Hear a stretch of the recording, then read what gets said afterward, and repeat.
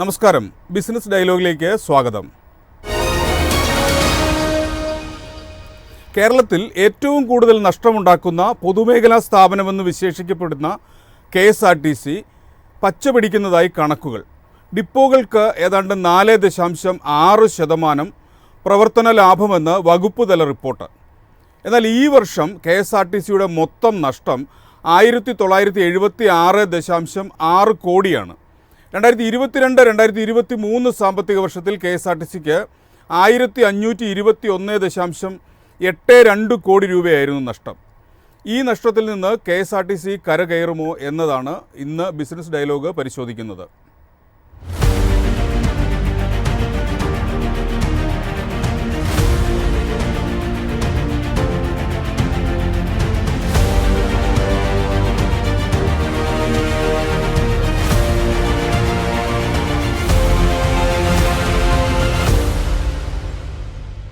ചർച്ചയിൽ എന്നോടൊപ്പം മുഖ്യമന്ത്രിയുടെ മുൻ സ്പെഷ്യൽ സെക്രട്ടറിയും റിയാബ് മുൻ ചെയർമാനുമായ doctor MP Sukumaran Nair, KSRTC ഇടതു സംഘടനയായ KSRTAയുടെ ജനറൽ സെക്രട്ടറി ഹണി ബാലചന്ദ്രൻ എന്നിവർ.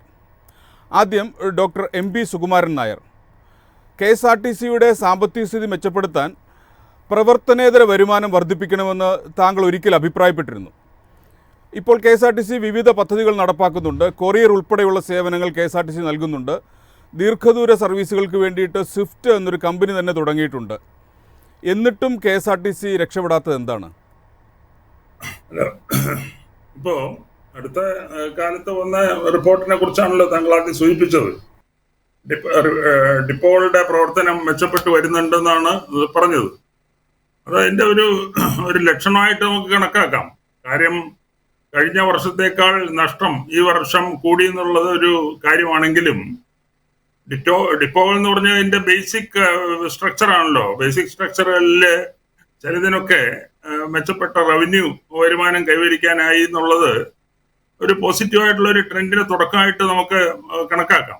മാത്രമല്ല, കഴിഞ്ഞ കുറച്ച് കാലമായിട്ട് ഇവിടെ ഇതിൽ KSRTCയിൽ വളരെ പോസിറ്റീവായിട്ടുള്ള കുറേ കാര്യങ്ങൾ നടന്നു വരുന്നുണ്ട്. അതിൻ്റെയൊക്കെ ഒരു ഫലം കണ്ടു തുടങ്ങുന്ന ഒരു സാഹചര്യമായിട്ടും അത് നമുക്ക് കണക്കാക്കേണ്ടതുണ്ട്. അങ്ങനെ വരുമ്പോൾ ഈ വളരെയധികം പബ്ലിക് ക്രിറ്റിസിസം ഒക്കെ ഉള്ള ഒരു സ്ഥാപനമാണെങ്കിൽ പോലും അതിൻ്റെ ഉള്ളിൽ നിന്നും ഗവൺമെന്റിന്റെ ഭാഗത്തു നിന്നും തൊഴിലാളികളുടെ ഭാഗത്തു നിന്നും ഒക്കെ ഈ സ്ഥിതിഗതികൾ ഇങ്ങനെ തുടർന്നാൽ പോരാ, അത് കൂടുതൽ മെച്ചപ്പെട്ട രീതിയിലേക്ക് പോകണം, ഇല്ലെങ്കിൽ നിലനിൽപ്പില്ല എന്നൊരു ബോധം എല്ലാ തലങ്ങളിലും ഉണ്ടായതിന്റെ പശ്ചാത്തലത്തിൽ മാറ്റങ്ങൾ വരുന്നുണ്ട്. പക്ഷെ നമുക്കറിയാം, ഇത് കാലാകാലമായിട്ട് വളരെയധികം പ്രതിസന്ധികളിലൂടെ കടന്നുപോയൊരു സ്ഥാപനമാണ്. അതുകൊണ്ട് ആ മാറ്റം അങ്ങനെ ത്വരിതഗതിയിൽ പെട്ടെന്ന് തന്നെ ഉണ്ടാകുമെന്നില്ല, പതുക്കെ വരും. അതിന്റെ ലക്ഷണമാണ് കാണുന്നത്. അത് നല്ലൊരു കാര്യമായിട്ട് നമ്മൾ കണക്കാക്കണം എന്നാണ് എന്റെ അഭിപ്രായം. തീർച്ചയായും. പക്ഷേ അങ്ങനെ ഒരു മാറ്റം കൊണ്ട് മാത്രം KSRTC രക്ഷപ്പെടുമെന്ന് കരുതാൻ വയ്യല്ലോ. കാരണം KSRTCക്ക് ഏകദേശം 220 മുതൽ 230 കോടി രൂപയാണ് മാസ വരുമാനമുള്ളത്. പെൻഷൻ നൽകുന്നതിന് തന്നെ പ്രതിമാസം ഏതാണ്ട് 70 കോടി രൂപ വേണ്ടിവരും. KSRTCക്ക് നിലനിൽക്കണമെങ്കിൽ എല്ലാ ബാധ്യതകളും നിറവേറ്റണമെങ്കിൽ ഏതാണ്ട് 350 കോടി രൂപയോളം വരുമാനം ഉണ്ടാകണം. ഇത് പ്രായോഗികമാണോ? അല്ല, കഴിഞ്ഞ വർഷത്തെ കണക്കുകൾ വെച്ച് നോക്കുമ്പോൾ ഇത് പ്രായോഗികമല്ല എന്ന് നമുക്ക് തോന്നുമെങ്കിലും ഈ ഡിപ്പോകളുടെ കാര്യത്തിലുള്ള മാറ്റം ആശാവഹമായ ഒരു കാര്യമാണ്. അത് നിലനിർത്താൻ കഴിഞ്ഞാൽ, കൂടുതൽ ഡിപ്പോകൾ ലാഭമാകുന്ന സാഹചര്യം കൈവരിക്കാൻ കഴിഞ്ഞാൽ സ്ഥിതിഗതികൾ മാറും. ഗ്രാജുവലായിട്ടേ മാറുള്ളൂ എന്ന് മാത്രമേ ഉള്ളൂ. അതിന് ചിലപ്പോൾ 1-2 വർഷം എടുത്ത് നിന്നിരിക്കും. പക്ഷേ ആ മാറ്റം നിലനിർത്താനും അത് കൂടുതൽ മെച്ചപ്പെട്ട രീതിയിൽ വേഗതയിലാക്കാനും കഴിഞ്ഞാൽ തീർച്ചയായിട്ടും ഇത് ലാഭകരമാക്കാൻ കഴിയുമെന്നുള്ളതിന് സംശയമൊന്നുമില്ല. താങ്കളിലേക്ക് മടങ്ങി വരാം. ശ്രീ ഹണി ബാലചന്ദ്രൻ, KSRTCയുടെ ഡിപ്പോകൾ ലാഭത്തിലായി തുടങ്ങി എന്നൊരു വാർത്ത കഴിഞ്ഞ ദിവസം പുറത്തു വന്നിട്ടുണ്ടായിരുന്നു. KSRTC മാറ്റത്തിന്റെ സാധ്യത കാണുന്നുണ്ടോ? ഒരു മാറ്റം വരുന്നുണ്ട്, നല്ല മാറ്റം വരുന്നുണ്ട്. കാരണം ഇപ്പോ നമ്മൾ ഓരോ ഡിപ്പോയ്ക്കും ഒരു ടാർഗറ്റ് വെച്ചിട്ടുണ്ട്. ഓരോ ഡിപ്പോകളും ഇത്ര ലക്ഷം രൂപ ഒരു ദിവസം ടാർഗറ്റ്. ആ ടാർഗറ്റ് അച്ചീവ് ചെയ്യുന്നതിലേക്ക് മുൻ കാലങ്ങളെ അപേക്ഷിച്ച് കൂടുതൽ ഡിപ്പോകൾ മത്സര ബുദ്ധിയോടുകൂടി തന്നെ ആ വരുമാനം വർദ്ധിപ്പിക്കുന്നതിന് വേണ്ടിയിട്ട് കൂടുതൽ ഡിപ്പോകൾ ആ നിലയിലേക്ക് 100%, 90% മേലെ ആ ടാർഗറ്റ് അച്ചീവ് ചെയ്യുന്ന തരത്തിലേക്ക് വന്നിട്ടുണ്ട്. അത് നമ്മളൊരു മാറ്റത്തിന്റെ സൂചനയായിട്ട് തന്നെയാണ് ഞങ്ങൾ അതിനെ കാണുന്നത്. ഇനി കൂടുതൽ എല്ലാവരും ഒന്ന് ആത്മാർത്ഥമായിട്ടൊന്ന് ശ്രമിച്ചാൽ എല്ലാ ഡിപ്പോകളിലേക്ക്, എന്നാൽ ചില സർവീസുകൾ നമുക്ക് ആ നിലയിലേക്ക് കൊണ്ടുവരാൻ കഴിയത്തില്ല. എങ്കിൽ പോലും കൂടുതൽ വരുമാനമുള്ള സർവീസുകൾ നടത്തിക്കൊണ്ട് ഈ ടാർഗറ്റ് നമുക്ക് അച്ചീവ് ചെയ്യാൻ കഴിയും. തൊഴിലാളികളുടെ ഭാഗത്തു നിന്ന് നോക്കുമ്പോൾ KSRTCക്ക് അടിസ്ഥാനപരമായ പ്രശ്നങ്ങൾ എന്തൊക്കെയാണ്? എന്തുകൊണ്ടാണ് KSRTC നഷ്ടത്തിൽ നിന്ന് നഷ്ടത്തിലേക്ക് കൂപ്പുകുത്തുന്നത്? ഇതിനകത്ത് അടിസ്ഥാനപരമായ പ്രശ്നം നേരത്തെ പറഞ്ഞ പോലെ തന്നെ ഇതിന്റെ പ്രവർത്തന ചെലവ് കുറയ്ക്കണം. ഇവിടെ വേറൊരു പ്രശ്നം കൂടിയുണ്ട്, ഞാൻ നേരത്തെ സൂചിപ്പിച്ചതാണ്. ഇനി എത്ര വരുമാനം കൊണ്ടുവന്നാലും ഡീസലിന്റെ വില വർധന ഒരു പ്രധാന പ്രശ്നമല്ലേ. എണ്ണ കമ്പനിക്ക് ഇതിന്റെ വരുമാനത്തിന്റെ പകുതിയും കൊടുക്കുന്ന ഡീസലിനാണ്. അതുപോലെ സ്പെയർ പാർട്സിന്റെ വില ദിനം പ്രതി വർദ്ധിച്ചുകൊണ്ടിരിക്കുകയാണ്. അതുപോലെ തന്നെ പുതിയ ബസ്സുകൾ ഇറക്കണം. പുതിയ ബസ്സുകൾ ഇറങ്ങി പഴയ ബസ്സുകൾ മാറ്റിയ കുറെ കൂടി പ്രവർത്തന ചെലവ് നമുക്ക് കുറയ്ക്കാൻ കഴിയും. അതിനകത്ത് മെയിൻ്റെനൻസ് കോസ്റ്റ് ഉൾപ്പെടെ. ഇപ്പൊ പഴയ ബസ്സുകളെ സംബന്ധിച്ച് കൂടുതൽ സ്പെയർ പാർട്സ് ആവശ്യമായിട്ട് വരും. അതുപോലെ കൂടുതൽ ഡീസൽ ചെലവ് വരും. അതിന്റെ മെയിൻ്റെനൻസ് കോസ്റ്റ് വളരെ കൂടുതലാണ്. അപ്പോൾ പുതിയ ബസ്സുകൾ ഇറങ്ങി കഴിഞ്ഞാൽ അത്രയും കോസ്റ്റ് നമുക്ക് കുറച്ചു കൊണ്ടുവരാൻ വേണ്ടിയിട്ട് കഴിയും.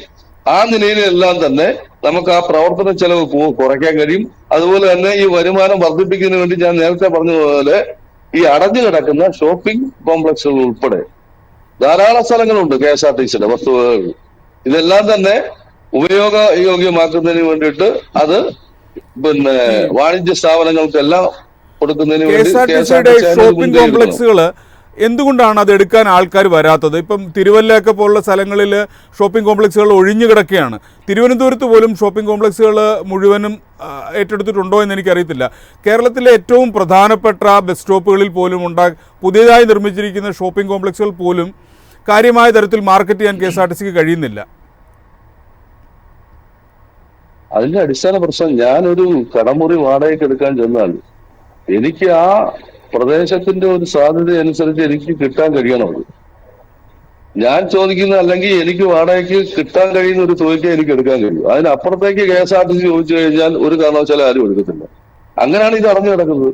അതാണ് ഞാൻ പറഞ്ഞത്, ഓരോ വ്യത്യസ്ത സ്ഥലങ്ങളിലും ഓരോ വ്യത്യസ്ത പട്ടണങ്ങളിൽ KSRTC ഡിപ്പോയ്ക്ക് ആ നിലയിൽ ഒരു ടാർഗറ്റ് നിശ്ചയിച്ച് അതിന്റെ ഡെപ്പോസിറ്റ് തുകയായാലും വാടകയായാലും അതിനനുസരിച്ച് ക്രമപ്പെടുത്തണം. ഇങ്ങനെ ഞങ്ങളെല്ലാം ഈ വാടകയ്ക്ക് കൊടുക്കൂ എന്ന് വാശി പിടിച്ചാൽ അത് എല്ലാ കാലത്തും അടഞ്ഞു കിടക്കും. അടഞ്ഞു കിടക്കുന്നതുകൊണ്ട് ആർക്കാണ് നഷ്ടം? KSRTCക്ക് തന്നെ നഷ്ടം. അത് മാറണമെന്ന് ഞങ്ങൾ പറയുന്നു. ശ്രീ ഹണി ബാലേന്ദ്രൻ, ഇതിന് മുൻപിരുന്ന 2 മാനേജിംഗ് ഡയറക്ടർമാർ തൊഴിലാളികളെയാണ് കുറ്റം പറഞ്ഞത്. KSRTCയുടെ പ്രവർത്തനം മെച്ചപ്പെടാത്തതിൻ്റെ പ്രധാന കാരണം തൊഴിലാളി പ്രവർത്തനം, ട്രേഡ് യൂണിയനിസമാണ് എന്നാണ് 2 പേരും പരാതിപ്പെട്ടിരുന്നത്. അതിൽ എത്രമാത്രം വാസ്തവമുണ്ട്? അവര് പറഞ്ഞത് 1% പോലും യോജിക്കാൻ കഴിയില്ല. ഞങ്ങൾ ആത്മാർത്ഥമായി സഹകരിച്ചിട്ടാണ് നിന്നിട്ടുള്ളത്. പക്ഷേ തൊഴിലാളികളെ പീഡിപ്പിക്കുന്ന തരത്തിലേക്ക് എല്ലാം അവരുടെ പരിഷ്കാരങ്ങൾ മാറുമ്പോഴാണ് ചില സമയങ്ങളിൽ സമരം ചെയ്യേണ്ടി വരുന്നിട്ടുള്ളത്. ജീവനക്കാരുടെ ശമ്പളം 2 തവണയാക്കുക, അതുപോലെ ശമ്പളം കൊടുക്കാതിരിക്കുക, അങ്ങനെ തൊഴിലാളികളെ പീഡിപ്പിക്കുന്നത്, അതുപോലെ തന്നെ അവരുടെ ഡ്യൂട്ടി സമയത്തിൽ വ്യത്യാസം വരുത്തുക, അങ്ങനെ കോർപ്പറേഷന് ഒരു ഗുണകരമല്ലാത്ത എന്നാൽ തൊഴിലാളിയെ പീഡിപ്പിക്കുന്ന തരത്തിലേക്ക് ചില പരിഷ്കാരങ്ങൾ വന്നിട്ടുണ്ടെങ്കിൽ ആ നിലയിൽ നമ്മൾ സമരം ചെയ്തിട്ടുണ്ട്. അല്ലാതെ ഈ സ്ഥാപനത്തിന് ഗുണകരമായിട്ടുള്ള ഒരു കാര്യത്തിനും എതിര് നിന്നിട്ടില്ല ഇന്നവരെ. ശ്രീ ഹണി ബാലേന്ദ്രൻ, നമ്മൾ മുമ്പ് സംസാരിച്ച കാര്യം തന്നെയാണ്. KSRTC ആയിട്ട് നോക്കുമ്പോൾ KSRTCക്ക് പൊതുജനങ്ങളോടൊരു കമ്മിറ്റ്മെന്റ് ഉണ്ട്. സ്വകാര്യ ബസ്സുകൾ നടത്തുന്നത് പോലെ ലാഭം മാത്രം ലക്ഷ്യം വെച്ച് നടത്തുന്ന ഒരു പ്രസ്ഥാനമല്ല KSRTC. അങ്ങനെ കാണാനും കഴിയില്ല. മലയാളിക്ക് KSRTCയുമായുള്ളത് ഒരു വികാരപരമായ ഹൃദയബന്ധമാണ്. ആ അർത്ഥത്തിൽ KSRTC നിലനിൽക്കണമെന്ന് തന്നെയാണ് എല്ലാ ജനവിഭാഗങ്ങളും ആഗ്രഹിക്കുന്നത്. എന്നാൽ തൊഴിലാളികളുടെ ഭാഗത്തു നിന്ന് അതിന് ഒത്ത രീതിയിലുള്ള പ്രവർത്തനങ്ങൾ ഉണ്ടാകുന്നുണ്ട് എന്ന് പറയാൻ കഴിയുമോ? തീർച്ചയായും പറയാൻ കഴിയും. കാരണം എല്ലാം ഞാൻ നേരത്തെ പറഞ്ഞല്ലോ, ഈ സ്ഥാപനം നിലനിൽക്കേണ്ട ഞങ്ങളുടെ ആവശ്യമില്ല. ഇതിന് വരുമാനം കൊണ്ടല്ല ഞങ്ങൾ ജീവിക്കുന്നത്. ഈ സ്ഥാപനം നിലനിന്നില്ലെങ്കിൽ ഈ സ്ഥാപനം പൂട്ടിപ്പോയാൽ ഈ ജീവനക്കാർ എവിടെ പോയി പണിയെടുക്കും? എങ്ങനെ ജീവിക്കും? അതുകൊണ്ട് ഈ സ്ഥാപനം നിലനിൽക്കേണ്ട ഞങ്ങളുടെ വളരെ ആവശ്യം. അതുകൊണ്ടാണല്ലോ ഈ പറയുന്ന ശമ്പളം 2 തവണയാക്കി മാറ്റിയ സമയത്തും ശമ്പളം വൈകിയ സമയത്തും ഞങ്ങൾ പണിമുടക്കിയില്ലല്ലോ. പണിമുടക്കിയോ? 1.5 വർഷക്കാലം നമ്മൾ അത് സഹിച്ചു. ഇത് മാറും എന്ന തരത്തിൽ അത് മാറി. ഞങ്ങൾ വളരെ ക്ഷമയോടുകൂടി ഈ സ്ഥാപനത്തെ സംരക്ഷിക്കാൻ വേണ്ടി നിൽക്കുന്നവരാണ് ഇതിനകത്തെ തൊഴിലാളികൾ. ഇവിടെ രാവിലെ 5 മണിക്ക് വീട്ടിൽ നിന്ന് ഇറങ്ങി രാത്രി 11 മണിക്കാണ് വീട്ടിൽ പിന്നെ തിരിച്ചു കയറുന്നത്. അടുത്ത ദിവസം ജോലിക്ക് വരിക. അങ്ങനെ എല്ലാ കാലഘട്ടത്തിലും ഈ സ്ഥാപനത്തെ സംരക്ഷിക്കുന്നതിന് വേണ്ടി ഞങ്ങൾ ആത്മാർത്ഥമായി സഹകരിക്കുന്നവരാ. ഒരു കാരണവശാലും ഈ സ്ഥാപനത്തെ തകർക്കുന്ന കൂട്ടുനിൽക്കില്ല. ആരിനിയും അങ്ങനെ വന്നാൽ പോലും അതിനെ ഞങ്ങൾ എതിർക്കും. ഈ സ്ഥാപനം സംരക്ഷിക്കുക എന്നുള്ളത്. ഞാൻ താങ്കളിലേക്ക് മടങ്ങി വരാം. Doctor M P Sukumaran Nair, KSRTCയുടെ സാമ്പത്തിക വെല്ലുവിളികൾ നമ്മൾ കണക്കിലെടുക്കുമ്പോൾ KSRTCയിൽ ആധുനികവൽക്കരണം കാര്യമായ തോതിൽ വന്നിട്ടില്ല എന്ന് വേണം കരുതാൻ. സാങ്കേതിക വിദ്യ KSRTCയുടെ വരുമാന വർധനവിന് പറ്റുന്ന തരത്തിലേക്ക് വളർന്നിട്ടില്ല, അല്ലെങ്കിൽ അത് ഉപയോഗപ്പെടുത്തുന്നില്ല എന്ന് കരുതേണ്ടിയിരിക്കുന്നു. KSRTC ഇപ്പോഴും ഒരു ട്രഡീഷണലായ രീതികൾ മാത്രം പിന്തുടർന്നു പോകുന്ന കമ്പനിയാണ് എന്നുള്ള ആരോപണമുണ്ട്. താങ്കൾ എങ്ങനെ അതിനെ കാണുന്നു?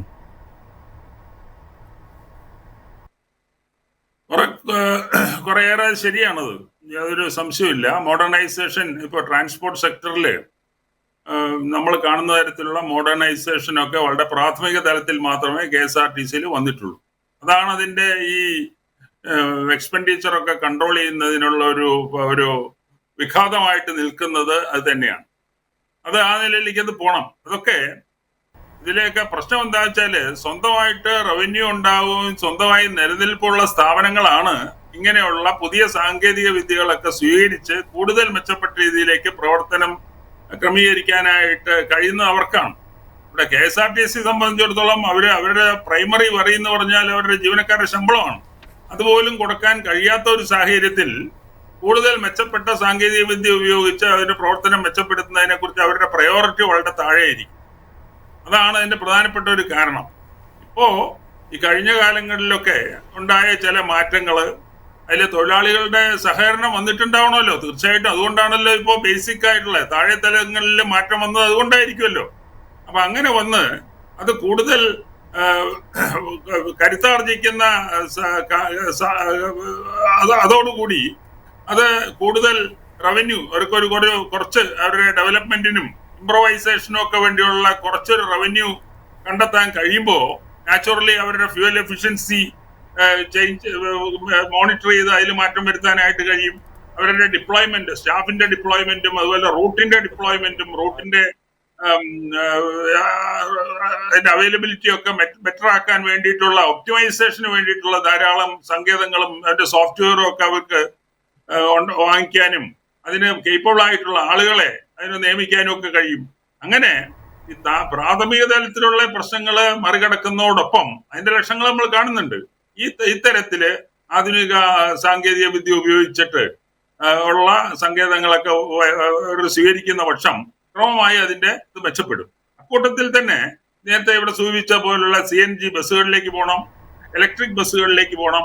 അപ്പോൾ തന്നെ കേന്ദ്ര ഗവൺമെന്റിന്റെ ഒരു സ്കീമുണ്ട്, അതൊക്കെ പൂർണ്ണമായിട്ട് ഉപയോഗപ്പെടുത്തണം. അതൊക്കെ ഉപയോഗപ്പെടുത്താതിരുന്നാൽ നമ്മൾ ആ രംഗത്തൊക്കെ പുറകോട്ടടിക്കും. തീർച്ചയായും. Doctor M P Sukumaran Nair, ഞാൻ ഇടപെടുകയാണ്. നമ്മുടെ സമയം ഏതാണ്ട് പൂർണ്ണമാകാറായി. ഞാൻ ഹണി ബാലേന്ദ്രനിലേക്ക് കൂടെ ഒന്നുകൂടെ പോവുകയാണ്. ശ്രീ ഹണി ബാലേന്ദ്രൻ, KSRTCയിൽ പുതിയൊരു പ്രതീക്ഷ ഉയർന്നു വരുന്നുണ്ട്. ഡിപ്പോകൾ ലാഭത്തിലായി എന്ന് പറയുന്നുണ്ട്. KSRTCയുടെ മൊത്തത്തിലുള്ള പ്രവർത്തനങ്ങൾ പുതിയൊരു മാറ്റത്തിനുള്ള സൂചനകൾ താങ്കൾ കാണുന്നുണ്ടോ? തീർച്ചയായും കാണുന്നുണ്ട്. മുൻ വർഷങ്ങളെ അപേക്ഷിച്ച് കുറെ കൂടി മാറ്റം വന്നിട്ടുണ്ട്. വരുമാനം വർദ്ധിച്ചിട്ടുണ്ട്. അതിന്റെ അടിസ്ഥാനത്തിൽ തന്നെ ഇതിന്റെ പ്രവർത്തന ചെലവ് കുറെ കൂടി കുറയ്ക്കാൻ വേണ്ടി നമുക്ക് കഴിയണം. ഞാൻ നേരത്തെ പറഞ്ഞു, ഇപ്പം സുകുമാരൻ സാറ് പറഞ്ഞതുപോലെ വർക്ക്ഷോപ്പുകളടക്കം ആധുനികവൽക്കരിക്കപ്പെടേണ്ടതായിട്ടുണ്ട്. അതുപോലെ തന്നെ വർക്ക്ഷോപ്പുകളിലെ ടൂൾസ് ഉൾപ്പെടെ അതെല്ലാം പഴയ കാലഘട്ടങ്ങളിലെ സംവിധാനമാണ്. ആ നിലയിൽ എല്ലാം ഒന്ന് മാറ്റം വരുത്തി ഒരു മോഡേണൈസേഷൻ ആ ഭാഗത്ത് വർക്ക്ഷോപ്പ് മോഡേണൈസേഷൻ തീർച്ചയായിട്ടും ഉണ്ടാവണം. ആ നിലയിലെല്ലാം ഒരു മാറ്റം വന്നു കഴിഞ്ഞാൽ ഈ പറയുന്ന നിലയിൽ കുറെ കൂടി പ്രവർത്തന ചെലവ് നമുക്ക് കുറയ്ക്കാൻ കഴിയും. നല്ല മാറ്റം ഇപ്പൊ ഈ ഓണക്കാലത്തായാലും നല്ല ഒരു വരുമാന വർധനവ് ഇപ്പോ KSRTC സംബന്ധിച്ച് ഉണ്ടാക്കാൻ കഴിഞ്ഞിട്ടുണ്ട്. ഇതെല്ലാം ഒരു മാറ്റത്തിന്റെ സൂചനയായിട്ട് തന്നെയാണ് ഞങ്ങൾ കാണുന്നത്. തീർച്ചയായിട്ടും തൊഴിലാളികളുടെ ആത്മാർത്ഥമായ സഹകരണം ഈ കാര്യത്തിൽ KSRTC നിലനിൽക്കേണ്ടത് ഞങ്ങളുടെ പ്രധാനപ്പെട്ട ആവശ്യമാണ്. ഇവിടുത്തെ യാത്രക്കാരുടെ യാത്രാവകാശം നിറവേറ്റുന്നതിന് വേണ്ടി ഈ പൊതുസമൂഹത്തിന്റെ എല്ലാ കാലത്തും പൊതുസമൂഹം കേരളീയ ജനത ഏറ്റവും കൂടുതൽ സ്നേഹിച്ചിട്ടുള്ളത് ഈ KSRTC തന്നെയാണ്. അതോടൊപ്പം ഇടതുപക്ഷ ഗവൺമെന്റിന്റെ ഒരു വലിയ പിന്തുണ ഇക്കാര്യത്തിലുണ്ട്. അത് പ്രധാനമാണ്. തീർച്ചയായും ഇവിടെ നമ്മൾ ഈ KSRTC നിലനിൽക്കണോ വേണ്ട എന്നുള്ളത് പ്രധാനപ്പെട്ട ആവശ്യം ഗവൺമെന്റിന്റെ ഒരു പോളിസി കൂടെ ഉണ്ട്. അത് നമ്മൾ മനസ്സിലാക്കാതെ പോകും. ഗവൺമെന്റ് പോളിസി പ്രധാനമാണ്. ഈ ഗവൺമെന്റ് നിലനിൽക്കണമെന്നുള്ള തീർച്ചയായും KSRTC ഇവിടെ നിലനിൽക്കണമെന്നുള്ളത് ജനങ്ങളുടെ കൂടി ആവശ്യമാണ്. KSRTC ദശാബ്ദങ്ങളായി കേരളത്തിന്റെ പൊതുഗതാഗതത്തിന്റെ ആണിക്കല്ലാണ്. ഗ്രാമ നഗര പ്രദേശങ്ങളെ ബന്ധിപ്പിച്ച് ദശലക്ഷക്കണക്കിന് യാത്രക്കാരുടെ ജീവനാഡിയായി ഇത് പ്രവർത്തിക്കുന്നു. അതുകൊണ്ട് തന്നെ KSRTC ഇവിടെ നിലനിൽക്കേണ്ടത് കേരളത്തിൻ്റെ ആവശ്യമാണ്. സാമ്പത്തിക നഷ്ടം, പ്രവർത്തനത്തിലെ അപാകതകൾ, സ്വകാര്യ ബസ് ഓപ്പറേറ്റർമാരിൽ നിന്നുള്ള മത്സരം തുടങ്ങിയവയെല്ലാം അതിജീവിച്ച് KSRTCയെ നിലനിർത്താനുള്ള നടപടികൾ സത്വരമായി ഉണ്ടാവേണ്ടതുണ്ട്. ബിസിനസ് ഡയലോഗ് ഇവിടെ പൂർണ്ണമാകുകയാണ്. ചർച്ചയിൽ പങ്കെടുത്ത doctor MB Sukumaran Nair, honey Balachandran, നന്ദി. മറ്റൊരു വിഷയവുമായി അടുത്തയാഴ്ച കാണാം. നമസ്കാരം.